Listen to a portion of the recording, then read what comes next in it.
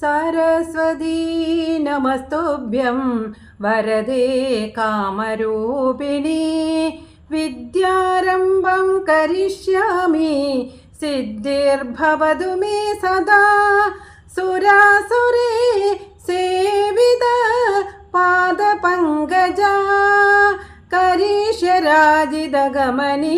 पुस्तका वाणी मां पाहि कीर्वाणी मां पाहि वाणी मां पाहि पुस्तकपाणि मां पाहि वाणी मां पाहि वीणापाणि मां पाहि वाणी मां पाहि पन्नगवेणी मां पाहि सरस्वती नमस्तुभ्यं वरदे कामरूपिणी विद्यारम्भं करिष्यामि सिद्धिर्भवतु मे सदा सुरासुरे सेविता पादपङ्कजा करीशराजितगमनीय पुस्तका वाणी मां पाहि कीर्वाणी मां पाहि वाणी मां पाहि पुस्तकवाणी मां पाहि वाणी मां पाहि वीणापाणि मां पाहि वाणी मां पाहि പന്നകവേണി മാം പാഹി. എല്ലാവർക്കും നമസ്കാരം. നായർ സംഗമത്തിന്റെ രാമായണ മാസാചരണവുമായി ബന്ധപ്പെട്ടിട്ടുള്ള രാഘവീയം അധ്യാത്മികം 2026 പ്രഭാഷണ പരമ്പരയിലെ 4ാം ഭാഗം ഇന്ന് ഇവിടെ അരങ്ങേറുകയാണ്.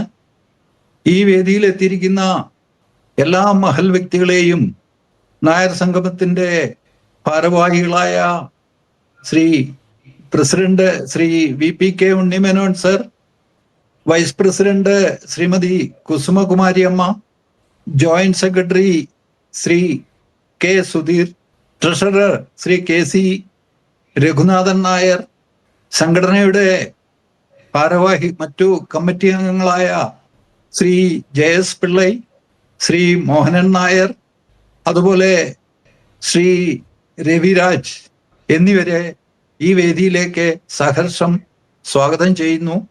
നമ്മുടെ പ്രഭാഷണത്തിനുള്ള അതിഥി ഡോക്ടർ R അജയകുമാർ സാറാണ്. അദ്ദേഹത്തെ ഞാൻ പരിചയപ്പെടുത്തുന്നതിന് മുമ്പ് തന്നെ അദ്ദേഹത്തെ ഈ വേദിയിലേക്ക് സ്വാഗതം ചെയ്യുകയാണ് സർ. അദ്ദേഹത്തെ എളിയ വാക്കുകളിൽ ഞാൻ ഈ വേദിക്ക് പരിചയപ്പെടുത്താൻ ആഗ്രഹിക്കുകയാണ്. Doctor R Ajayakumar sir MBBS MD, അദ്ദേഹം ജനറൽ മെഡിസിനിലാണ് MD എടുത്തിരിക്കുന്നത്. അതിനുശേഷം കാർഡിയോളജിയിൽ DM എടുത്തിട്ടുണ്ട്. കൂടാതെ ഫെലോഷിപ്പുകളായ FIC, FACC, FESC എന്നിവ അദ്ദേഹത്തിന് സ്വന്തമായിട്ടുണ്ട്. ഇദ്ദേഹം നമ്മുടെ ആരാധ്യനായ മുൻ chief secretary Shri R Ramachandran Nair IAS റിട്ടയർഡിന്റെ ഇളയ പുത്രനാണ്. ഇദ്ദേഹം കല്യാണം കഴിച്ചിരിക്കുന്നത് doctor Sreelakshmi Ajay MD, associate professor of obstetrics and gynaecology ആണ്. ഇദ്ദേഹം കാർഡിയോളജിസ്റ്റ് എന്നുള്ള നിലയിൽ സീനിയർ കൺസൾട്ടന്റ് ഇന്റർവെൻഷണൽ കാർഡിയോളജിസ്റ്റ് എന്ന പദവിയിൽ തിരുവനന്തപുരത്തെ കോസ്മോപൊളിറ്റൻ ഹോസ്പിറ്റലിൽ സേവനമനുഷ്ഠിച്ചുകൊണ്ടിരിക്കുന്നു. കൂടാതെ വർക്കല ശിവഗിരി മെഡിക്കൽ കോളേജിലെ ശ്രീനാരായണ മെഡിക്കൽ കോളേജിലെ വിസിറ്റിംഗ് ചീഫ് കാർഡിയോളജിസ്റ്റ് കൂടിയാണ്. ഇതിനു പുറമെ നിരവധി കലാ സാംസ്കാരിക വേദികളിൽ അദ്ദേഹം സജീവമാണ്. വിദ്യാധിരാജ ഗ്രൂപ്പ് ഓഫ് ഇൻസ്റ്റിറ്റ്യൂഷൻസിന്റെ മാനേജറാണ്. ഭാരത് ഭാരതി എന്ന ഒരു അഖിലേന്ത്യാ സംഘടനയുടെ കേരളത്തിന്റെ എക്സിക്യൂട്ടീവ് പ്രസിഡന്റ് കൂടിയാണ്. രാമായണ ഇദ്ദേഹത്തിന് ഏറ്റവും ഇഷ്ടപ്പെട്ട ഒരു ഇതിഹാസ കാവ്യമാണ്. നിരവധി വേദികളിൽ രാമായണത്തെ കുറിച്ച് സംസാരിക്കുകയും പല സ്ഥലങ്ങളിലും കേരളത്തിന് പുറമെ ഉള്ള സ്ഥലങ്ങളിൽ കൂടെ പോയി പ്രഭാഷണങ്ങളിൽ പങ്കെടുത്ത് സദസ്യരെ കയ്യിലെടുക്കുന്ന ഒരു സ്വഭാവമുള്ള ഒരു മാന്യ വ്യക്തി കൂടിയാണ്. അദ്ദേഹത്തെ ഞാൻ ഈ വേദിയിലേക്ക് സ്വാഗതം ചെയ്യുകയാണ് സർ. ഇന്ന് അദ്ദേഹത്തിൻ്റെ ഏറ്റവും ഇഷ്ടപ്പെട്ട സബ്ജക്റ്റായ ലക്ഷ്മണോപദേശമാണ് നായർ സംഗമം വേദിക്ക് വേണ്ടി ഇവിടെ ഒരുക്കിയിരിക്കുന്നത്. അതിന് അദ്ദേഹത്തിന് എല്ലാ ഭാവുകങ്ങളും നേരുന്നു. ഈ വേദിയെ സമ്പുഷ്ടമാക്കാൻ വളരെ സ്നേഹത്തോടെ ഊഷ്മളമായ ഒരു വരവേൽപ്പ് നൽകി അദ്ദേഹത്തെ ഈ വേദിയിലേക്ക് ഞാൻ അയക്കുന്നു. Doctor R Ajayakumar sir, please. നമസ്കാരം. നായർ സംഗമം എന്ന ഈ ഒരു സംഘടനയുടെ രാഘവീയം ആധ്യാത്മികം എന്ന ഈ പരിപാടിയിൽ പങ്കെടുക്കുവാനായി എന്നെ ക്ഷണിച്ച ഈ സംഘടനയുടെ എല്ലാ ഭാരവാഹികൾക്കും, പ്രത്യേകിച്ചും അതിൻ്റെ സെക്രട്ടറി കൂടിയായ MN രാധാകൃഷ്ണൻ നായർ സാറിനും എൻ്റെ നന്ദി ഞാൻ ആദ്യമായിട്ട് ഇവിടെ അർപ്പിക്കുകയാണ്. രാമായണം എന്ന് പറയുന്നത് വാൽമീകി മഹാമുനി രചിച്ച് തലമുറകളായി നമ്മുടെ കയ്യിൽ കിട്ടിയിട്ടുള്ള ഏറ്റവും മഹത്തായ ഗ്രന്ഥമാണ്. സംസ്കൃതത്തിൽ രചിച്ച വാൽമീകി രാമായണം അതിനുശേഷം ഇന്ത്യ എന്ന ഈ ഉപഭൂഖണ്ഡത്തിൽ ഏകദേശം എല്ലാ ഭാഷകളിലും അതിന് രാമായണത്തിൻ്റെ പല വെർഷൻസ് ഉണ്ടായിട്ടുണ്ട്. കവിതയായും ഗദ്യമായും ഒരുപാട് രാമായണങ്ങൾ പ്രചാരത്തിലുണ്ട്. അതിൽ ഏറ്റവും പ്രധാനപ്പെട്ട അധ്യാത്മരാമായണം എന്ന രാമായണത്തിൻ്റെ മലയാളത്തിൽ അത് എഴുതി നമുക്ക് സമ്മാനിച്ച തുഞ്ചത്ത് രാമാനുജൻ എഴുത്തച്ഛൻ എന്ന മലയാള ഭാഷയുടെ ഭാഷാ പിതാവിനോടുള്ള ആദരവും ഭക്തിയും ആദ്യമേ വിനയപുരസ്സരം ഇവിടെ അർപ്പിക്കുകയാണ്. നമസ്കാരം. ഹരിശ്രീ ഗണപതേ നമഃ. ആദ്യം ചെറിയൊരു പ്രാർത്ഥനയോടുകൂടി ഇന്നത്തെ ഈ വിഷയം ഞാനിവിടെ അവതരിപ്പിക്കാം. ശ്രീരാമ രാമ രാമ ശ്രീരാമചന്ദ്ര ജയ, ശ്രീരാമ രാമ രാമ ശ്രീരാമഭദ്ര ജയ, ശ്രീരാമ രാമ രാമ സീതാഭിരാമ രാമ, ശ്രീരാമ രാമ രാമ ലോകാഭിരാമ ജയ. പൂജന്തം രാമ രാമേതി മധുരം മധുരാക്ഷരം ആരുഹ്യ കവിതാശാഖാം വന്ദേ വാൽമീകി ഗോകുലം. സാനന്ദരൂപം സകല പ്രബോധം ആനന്ദദാനാമൃതപാരിജാതം മാനുഷ്യപത്മേശ്വരവിശ്വരൂപം പ്രണമാമി തുഞ്ചത്തെഴുമാര്യപാദം. ശ്രീരാമചന്ദ്രശ്രിതപാരിജാത സമസ്ത കല്യാണ ഗുണാഭിരാമ സീതാമുഖാംബോരുഹജഞ്ജരീക നിരന്തരം മംഗളമാദനോദോ മനോജവം മാരുതതുല്യവേഗം ജിതേന്ദ്രിയം ബുദ്ധിമതാം വരിഷ്ഠം വാദാത്മജം വാനരയൂഥമുഖ്യം ശ്രീരാമദൂതം ശിരസാ നമാമി. ഗുരവേ സർവലോകാനാം ഭിഷജേ ഭവരോഗിണാം നിധയേ സർവവിദ്യാനാം ദക്ഷിണാമൂർത്തേ നമഃ. ഗുരുർബ്രഹ്മ ഗുരുർവിഷ്ണു ഗുരുർദേവോ മഹേശ്വര ഗുരു സാക്ഷാൽ പരം ബ്രഹ്മ തസ്മൈ ശ്രീ ഗുരവേ നമഃ. സദാശിവസമാരംഭം ശങ്കരാചാര്യമധ്യമാം വിദ്യാധിരാജപര്യന്താം വന്ദേ ഗുരുപരമ്പരാം. അവിഘ്നമസ്തു. മഹാഗണപതേ നമഃ. സരസ്വതേ നമഃ. തുഞ്ചത്ത് രാമാനുജൻ എഴുത്തച്ഛൻ നമുക്ക് സമ്മാനിച്ച അധ്യാത്മരാമായണം എന്ന ശ്രീരാമചരിതം പ്രധാനമായും 6 കാണ്ഡങ്ങളായിട്ടാണ് അദ്ദേഹം നമുക്ക് സമ്മാനിച്ചത്. ബാലകാന്ഡം, അയോധ്യാകാന്ഡം, ആരണ്യകാന്ഡം, കിഷ്കിന്ധാകാന്ഡം, സുന്ദരകാന്ഡം, യുദ്ധകാന്ഡം, അങ്ങനെ 6 കാണ്ഡങ്ങളും. അത് കഴിഞ്ഞ് ഉത്തരരാമായണം 1-ാം അധ്യായം, 2-ാം അധ്യായം, 3-ാം അധ്യായം, ഇങ്ങനെയാണ് അത് വന്നിട്ടുള്ളത്. അതിൽ അയോധ്യാകാന്ഡത്തിൽ 5-ാമതായി വന്നിട്ടുള്ള ഏറ്റവും പ്രധാനപ്പെട്ട ഒരു ഭാഗമാണ് ലക്ഷ്മണോപദേശം. അയോധ്യാകാന്ഡത്തിലെ തന്നെ 1061 വരി തൊട്ട് 1186 വരി വരെയുള്ള 126 വരികളിൽ കൂടെയാണ് ഇത് ഇവിടെ മുമ്പോട്ട് വച്ചിരിക്കുന്നത്. ഇതിൻ്റെ സന്ദർഭം എല്ലാവർക്കും അറിയാവുന്നതുപോലെ ശ്രീരാമചന്ദ്രസ്വാമിയുടെ പട്ടാഭിഷേകത്തിന് വേണ്ടി എല്ലാ തയ്യാറെടുപ്പുകളും എടുത്തിട്ട് അതിനായി രാജ്യം മുഴുവനും ഒരുങ്ങി എല്ലാ ജനങ്ങളും അയോധ്യയിൽ ഒത്തുകൂടി അടുത്ത ദിവസം രാവിലെ അദ്ദേഹത്തിനെ യുവരാജാവായി പ്രതിഷ്ഠിക്കുന്ന ആ ദൃശ്യം കാണാൻ എത്തി. അങ്ങനെ ഒരുങ്ങി നിൽക്കുന്ന സമയത്താണ് മന്ധര എന്ന സ്ത്രീയുടെ പ്രേരണയാൽ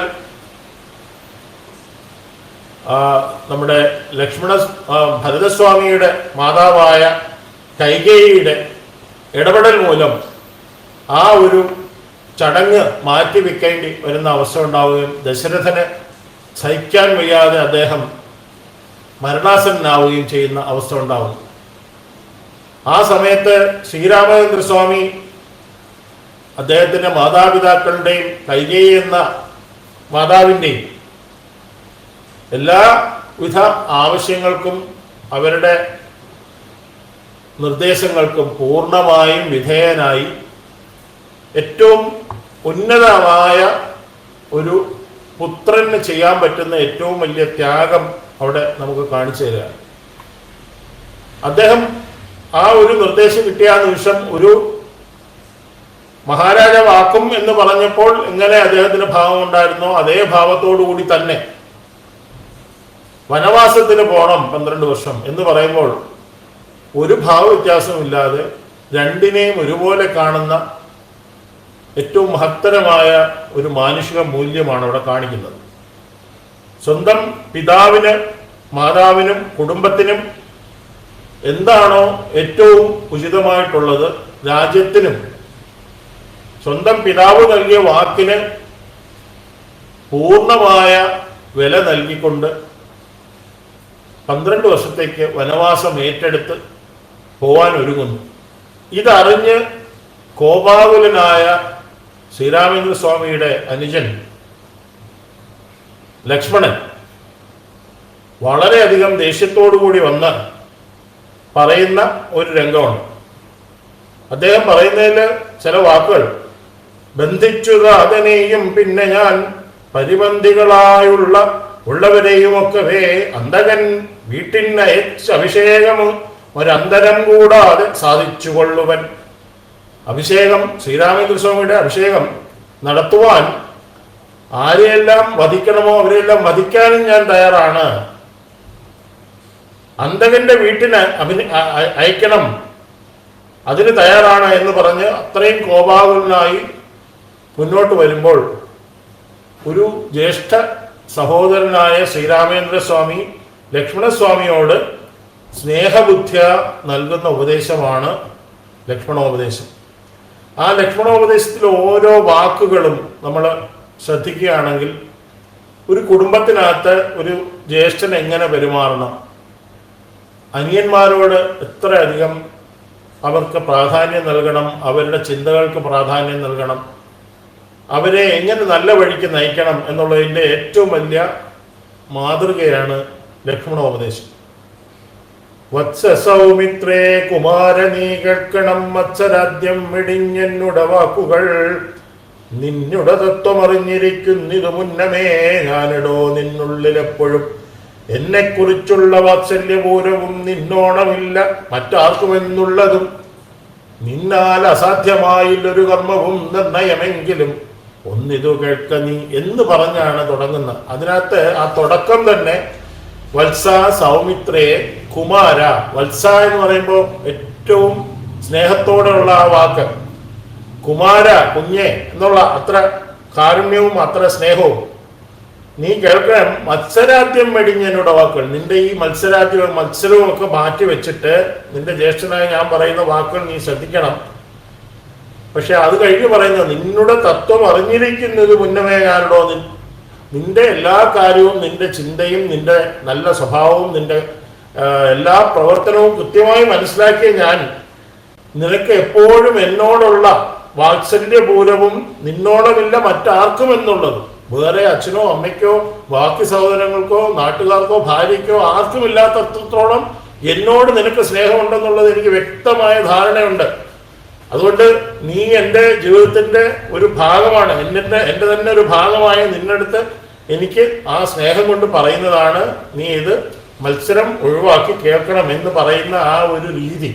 എങ്ങനെയാണ് ഒരു സഹോദരനോട് സംസാരിക്കേണ്ടതെന്നും എത്ര അധികം അവർക്ക് പ്രാധാന്യം നൽകണമെന്നുള്ളതിൻ്റെ ഏറ്റവും വലിയൊരു തെളിവാണ്. അത് കഴിഞ്ഞിട്ട് ശരിക്കും നമ്മുടെ ഭാരതീയ ചിന്തയുടെ ആധ്യാത്മിക ചിന്തയിൽ ഏറ്റവും ഔന്നത്യമേറിയ വാക്കുകളാണ് ഈ ലക്ഷ്മണോപദേശത്തിലുള്ളത്. അതാണ് ഈ ലക്ഷ്മണോപദേശത്തിന്റെ പ്രാധാന്യം എന്ന് പറയുന്നത്. അധ്യാത്മ രാമായണത്തിൽ തന്നെ ഏറ്റവും നമ്മുടെ ചെറുപ്പക്കാർക്കും അടുത്ത തലമുറയ്ക്കും പറഞ്ഞു കൊടുക്കാനും ഏറ്റവും പെട്ടെന്ന് അവരിലേക്ക് നമ്മുടെ ആധ്യാത്മിക ചിന്ത എത്തിക്കുവാനും പറ്റുന്ന ഏറ്റവും സരളമായ വാക്യങ്ങളാണ് ഈ പറയുന്ന 126 വരികളിൽ കൂടെ തുഞ്ചത്ത് രാമാനുജൻ എഴുത്തച്ഛൻ നമുക്ക് സമ്മാനിച്ചിരിക്കുന്നത്. ഈ അധ്യാത്മ രാമായണം മുഴുവനും ഒന്നും നമ്മുടെ അടുത്ത തലമുറയ്ക്ക് പറഞ്ഞു കൊടുക്കാൻ പറ്റിയില്ലെങ്കിലും ഈ 126 വരികൾ അവരെ പഠിപ്പിക്കണം, അവരെ ചൊല്ലിക്കണം. ഈ പറയുന്ന നമ്മുടെ ഈ കർക്കിടക മാസം രാമായണം വായിക്കുന്ന കുടുംബങ്ങളിൽ എപ്പോഴും വായിച്ച് പൂർണ്ണമായും വായിക്കുന്ന ആ മാസത്തിൽ കുറച്ച് ദിവസമെങ്കിലും ഈ 126 വരികൾ അടുത്ത തലമുറയിലേക്ക് പകർന്നു നൽകുവാൻ നമ്മൾ ശ്രദ്ധിക്കണം. അത് നമ്മുടെ ഏറ്റവും വലിയ കടമയാണ്. ദൃശ്യമായുള്ളൊരു രാജ്യദേഹാദിയും വിശ്വവും നിശേഷ ധന്യധനാദിയും സത്യമെന്നാകിലേ തൽപ്രയാസം തവ യുക്തമതല്ലായെങ്കിൽ എന്തതിനാൽ ഫലം എന്നാണ് അടുത്ത് പറയുന്നത്. അതിന്റെ അർത്ഥം എന്താണ്? ഈ പറയുന്ന രാജ്യവും കൊട്ടാരവും ഈ സുഖഭോഗങ്ങളും ഇതെല്ലാം സത്യമാണെങ്കിൽ നീ ചെയ്യുന്നതും എനിക്ക് വേണ്ടി നീ നിന്റെ ഏറ്റവും വലിയ പ്രിയപ്പെട്ട പിതാവിനെയും മാതാവിനെയും വരെ അല്ലെങ്കിൽ എല്ലാവരെയും നിഷേധിച്ച് ആരെ വേണേ ഞാൻ വധിക്കുമെന്ന് പറഞ്ഞ് മുമ്പോട്ട് വന്നിരിക്കുന്നതിനൊക്കെ അർത്ഥമുണ്ടാവും. പക്ഷെ ഇതിനൊന്നും ഈ കാണുന്ന സുഖഭോഗങ്ങൾക്കും ഈ പറയുന്ന നമ്മുടെ ചുറ്റുപാടിനുള്ള ഈ രാജ്യത്തിനും ഇതൊന്നും ഒരു പെർമനന്റ് ആയിട്ടുള്ള കാര്യങ്ങളല്ല എന്ന നമ്മുടെ ആധ്യാത്മിക ചിന്ത ശരിക്കും അദ്വൈത വേദാന്തം ഇവിടെ പറയുന്നത്. അദ്വൈത വേദാന്തം എങ്ങനെ മലയാളത്തിൽ നമുക്ക് വളരെ സരളമായി പറയാമെന്ന് ആരെങ്കിലും ചോദിച്ചാൽ വളരെ ഇൻട്രിക്കേറ്റ് ആയിട്ടുള്ള വളരെ സട്ടിൽ ന്യൂആൻസസ് ഒക്കെ ഉള്ള ഒരു രംഗമാണ് ഈ പറയുന്ന അദ്വൈത വേദാന്തം.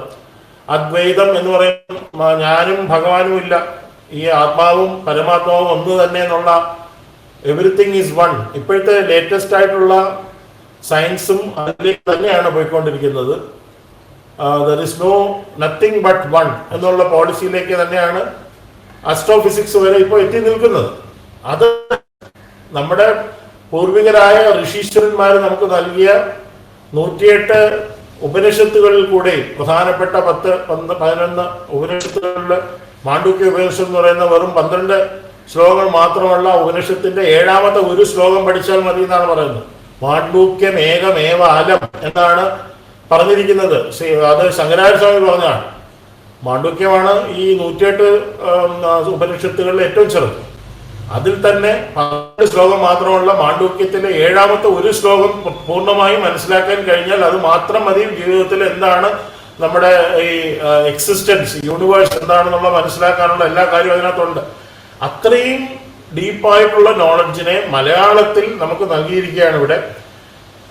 ഈ പറയുന്ന നമ്മുടെ എക്സിസ്റ്റൻസിന്റെ നമ്മുടെ ഉന്നതമായ ഒരു ചിന്ത അല്ലെങ്കിൽ ഉള്ളിലേക്കുള്ളൊരു വഴികാട്ടിയാണ്. ഭോഗങ്ങളെല്ലാം ക്ഷണപ്രഭാചഞ്ചലം വേഗേന നഷ്ടമാം ആയുസ്സുമോർക്ക നീ വന്യസന്തപ്ത ലോഹസ്തംഭു ബിന്ദുന സന്നിഭം മർത്യജന്മം ക്ഷണഭംഗുരം ചക്ഷുശ്രവണ ഗളസ്തമം ദർദുരം ഭക്ഷണത്തിന് അപേക്ഷിക്കുന്നത് പോലെ കാലാഹിന പരിഗ്രസ്തമാം ലോകവും ആലോലചേതസ ഭോഗങ്ങൾ തേടുന്നു. ഇതിനകത്തെ ആ ഒരു മെറ്റഫർ അല്ലെങ്കിൽ ആ ഒരു ഉപമ ഭക്ഷണത്തിന് അപേക്ഷിക്കുന്ന ആരാണ്? ചക്ഷുശ്രവണ ഗളസ്തമം ദർദുരം എന്ന് പറയുമ്പം തവളയാണ്. തവള പാമ്പിന്റെ വായ്ക്കകത്തായി കഴിഞ്ഞു, പാമ്പ് വിഴുങ്ങാൻ പോവുകയാണ്. ആ വായ്ക്കകത്തിരിക്കുമ്പോഴും തവള പാമ്പിന്റെ വായ്ക്കകത്ത് മരിക്കാൻ പോകുന്നു എന്നൊന്നും മനസ്സിലാക്കാതെ അപ്പോഴും ഭക്ഷണത്തിന് വേണ്ടി ശ്രമിക്കുകയാണ്. വെളിയിൽ എന്തുകൊണ്ട് ഭക്ഷണം കിട്ടും എന്ന് നോക്കുന്ന ആ തവളയുടെ അവസ്ഥയിലേക്ക് നമ്മൾ ചുരുങ്ങിയിരിക്കുകയാണ്. അത്രയും ക്ഷണഭങ്കുരമായ ഒരു ജീവിതത്തിൽ നമ്മൾ ഇങ്ങനെയുള്ള ചെറിയ ചെറിയ കാര്യങ്ങളിൽ അതിനെല്ലാം പ്രാധാന്യം നൽകി നമ്മുടെ മെറ്റീരിയൽ തിങ്സിന് ഇമ്പോർട്ടൻസ് നൽകുകയും ആധ്യാത്മികതയ്ക്ക് അതിനുള്ള വേണ്ട പരിഗണന നൽകാതെയുമാണ് നമ്മൾ മുമ്പോട്ട് പോകുന്നത്. അപ്പൊ ആധ്യാത്മികതയിൽ നമുക്ക് ഒഴുകി നമ്മുടെ ആത്മാവ് എന്താണെന്നും നമ്മുടെ സ്വത്വം എന്താണെന്നും നമ്മുടെ ഈ ഭൂമിയിൽ ഈ ജീവൻ എന്ന് പറയുന്നു, ഈ ഭൂമിയിൽ തന്നെ എന്തുകൊണ്ട് ജീവൻ നിൽക്കുന്നു, വേറെ ഏതെല്ലാം ഭൂമികൾ ഉണ്ടാവാം. അപ്പൊ ജീവൻ എന്ന് പറഞ്ഞാൽ എന്താണ്? അപ്പൊ ഇതിലേക്കൊക്കെ ഉള്ള ഒരു വഴികാട്ടിയാണ്. നമ്മുടെ ചിന്ത എപ്പോഴും ആധ്യാത്മികതയിലേക്ക് എത്തിക്കാനായിട്ട് ഏറ്റവും നല്ല ഒരു വഴിയാണ് ശ്രീരാമചന്ദ്ര സ്വാമിയുടെ വാക്കുകളിലൂടെ രാമാനുജൻ എഴുത്തച്ഛൻ എന്ന മഹാകവി നമുക്കിവിടെ നൽകിയിരിക്കുന്നു.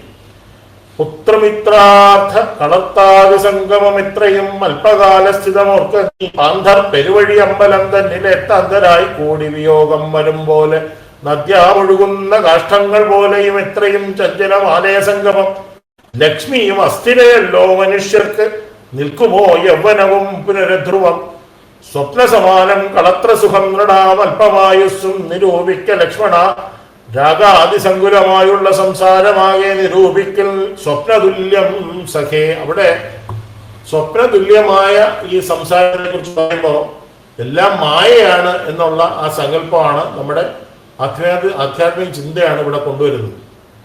നമ്മൾ ഈ കാണുന്ന ഏറ്റവും വലിയ സുഖഭോഗാദികളും ഏറ്റവും വലിയ സങ്കടവും ഏറ്റവും വലിയ വിഷമങ്ങളും ഏറ്റവും വലിയ ആഹ്ലാദം ഉണ്ടാക്കുന്ന കാര്യങ്ങളും ഇതെല്ലാം തന്നെയും ഒരുപോലെയാണ്.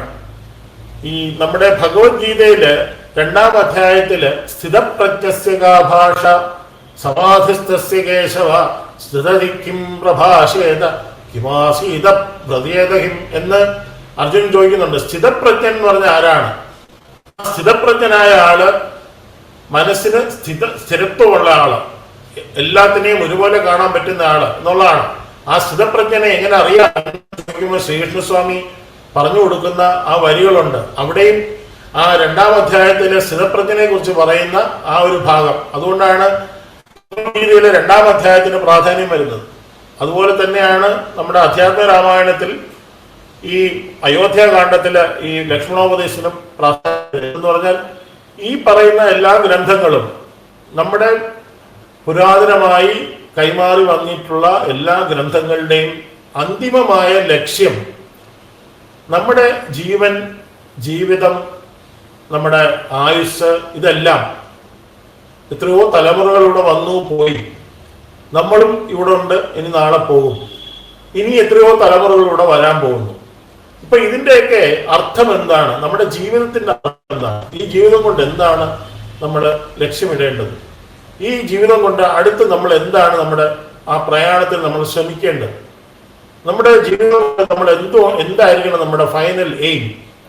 ഇത് രമണ മഹർഷി പറഞ്ഞിട്ടുണ്ട്. ഹൂ ആം ഐ എന്നുള്ള ഒറ്റ ചോദ്യം ചോദിച്ചു കഴിഞ്ഞാൽ നിങ്ങൾക്ക് മനസ്സിലാവും. അപ്പൊ ഇവരെല്ലാവരും ആധ്യാത്മികതയിലേക്കും ആ അദ്വൈത ചിന്തയിലേക്കുമാണ് വഴികാട്ടുന്നത്. അദ്വൈത ചിന്ത എന്ന് പറയുന്നതാണ് എല്ലാ സയൻസിലും ഏറ്റവും അൾട്ടിമേറ്റ് സയൻസ് എന്നുള്ളതാണ്. ഇന്ത്യയുടെ ഭാരതത്തിന്റെ ചരിത്രം എടുത്തു കഴിഞ്ഞാൽ നിങ്ങൾക്ക് മനസ്സിലാവും. മെറ്റീരിയൽ സയൻസസ് എല്ലാം ഉണ്ടായിരുന്നു. ഏറ്റവും ഇപ്പൊ തന്നെ ഡൽഹിയിലുള്ള ഒരു ലോഹം കൊണ്ടുണ്ടാക്കിയ ടവർ ഒരു ഇതുണ്ട്. അത് എത്രയോ വർഷമായി എത്രയോ തലമുറ കഴിഞ്ഞിട്ടും അതിന് തുരുമ്പെടുക്കാതെ അവിടെ നിൽക്കുന്നു. അപ്പൊ അതിനർത്ഥം മെറ്റീരിയൽ സയൻസില്, മെറ്റലർജിയില്, ഇതിലെല്ലാം ഇന്ത്യക്ക് ഇപ്പൊ ഏത് സ്ഥിതിയിലാണോ സയൻസ് നിൽക്കുന്നത് അതെല്ലാം നമുക്ക് അന്നും ഉണ്ടായിരുന്നു.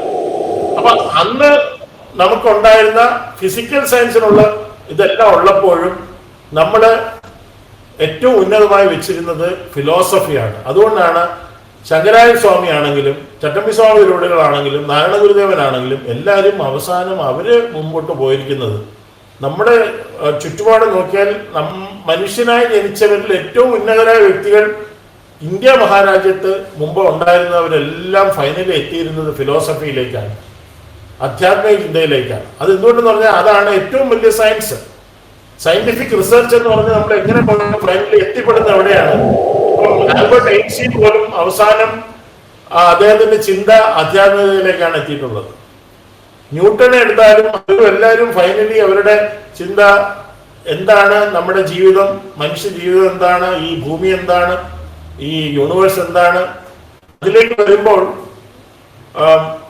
ജീവനുള്ള മാറ്ററും ജീവനില്ലാത്ത മാറ്ററും എല്ലാം ഒന്നാണെന്നുള്ള ചിന്തയിലേക്ക് വരുന്നു. അത് നമ്മൾ ഡീപ്പറായിട്ട് പോയി കഴിഞ്ഞാൽ, ഫിസിക്കലി പോലും പോയി കഴിഞ്ഞാൽ അറിയാൻ കഴിയുന്ന കാര്യമാണ്. ആറ്റംസ് തന്നെയാണ് നമ്മളെല്ലാം. ആറ്റംസ് അതിനകത്ത് ജസ്റ്റും ഫ്രീക്വൻസീസ് മാത്രമാണ്. അപ്പം ഈ പറയുന്ന ആധ്യാത്മിക ചിന്തയും നമ്മളിപ്പോഴത്തെ സയൻസ് നിൽക്കുന്നതും എല്ലാം ഒരുപോലെയാണ്. അതാണ് ഭാരതത്തിന്റെ ഒരു പ്രത്യേകത. നമ്മുടെ പഴയ ചിന്തകളെല്ലാം തന്നെയും 100% ഇപ്പോഴത്തെ സയന്റിഫിക് റിസർച്ചിനുമായിട്ടും യോജിച്ച് തന്നെ നിൽക്കുന്നു. അപ്പൊ അതുകൊണ്ട് നമ്മുടെ അടുത്ത തലമുറയിലെ കുട്ടികൾക്ക് നമ്മുടെ ഏറ്റവും വലിയ ഒരു സമ്മാനമാണ് ഈ ആധ്യാത്മിക ചിന്ത, അദ്വൈത വേദാന്തം. ആ കാര്യങ്ങൾ മലയാളികളായ ആൾക്കാർക്ക്, അടുത്ത തലമുറയ്ക്ക് സരളമായ രീതിയിൽ കൈമാറി നൽകാൻ നമുക്ക് പറ്റുന്ന ഏറ്റവും നല്ല ഒരു കാര്യമാണ് ഈ അധ്യാത്മരാമായണത്തിലെ അയോധ്യാകാന്ഡത്തില് ഈ പറയുന്ന 126 വരികൾ അടങ്ങുന്ന ലക്ഷ്മണോപദേശം.